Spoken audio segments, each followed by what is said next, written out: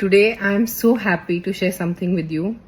ఈ రోజు నాకు నిజంగా ఈ రోజు కోసం నేను ఎన్ని సంవత్సరాలు వెయిట్ చేశాను నాకు తెలుసు. రేణుదేశాయ్ రెండో పెళ్లి ఎప్పుడో తెలుసా? డిప్యూటీ సీఎం పవన్ కళ్యాణ్ గారి మాజీ భార్య రేణుదేశాయ్ అందరికీ సుపరిచితమే. కొన్ని కారణాల వల్ల వీళ్ళిద్దరూ డివోర్స్ తీసుకున్నారు. విడాకుల తర్వాత ఇద్దరు పిల్లల్ని రేణుదేశాయ్ గారు పెంచి పెద్ద చేశారు. ఈవిడ రెండో పెళ్లి గురించి తరచుగా మీడియాలో వార్తలు వస్తూనే ఉన్నాయి. తాజాగా దీనిపై రేణుదేశాయ్ గారు స్పందించారు. పవన్ కళ్యాణ్ తో విడిపోయిన తర్వాత పిల్లలే తన లోకంగా బ్రతుకుతున్నారు రేణుదేశాయ్ గారు. వారికి చదువు సంస్కారంతో పాటు పౌరుడిగా అన్ని బాధ్యతలు నేర్పించారు.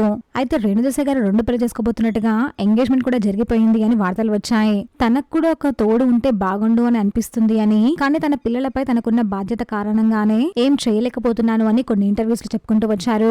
అయితే తాజాగా రేణుదేశాయ్ గారు రెండో పెళ్లిపై స్పందించారు. 2-3 ఏళ్లుగా పెళ్లి చేసుకుంటాను అని కుటుంబం నుంచి ఈ విషయంపై ఒత్తిడి వచ్చినా కానీ పిల్లల కోసం వద్దు అనుకున్నాను. ఇప్పుడు అకిరా ఆద్య కూడా తనను పెళ్లి చేసుకోమని చెప్తున్నారు అని, నువ్వు ఎవరితో అయితే హ్యాపీగా ఉంటావో వాళ్ళని చేసుకుని హ్యాపీగా ఉండు అని ఎంకరేజ్ చేస్తున్నారు అని రేణుదేశాయ్ గారు చెప్పారు.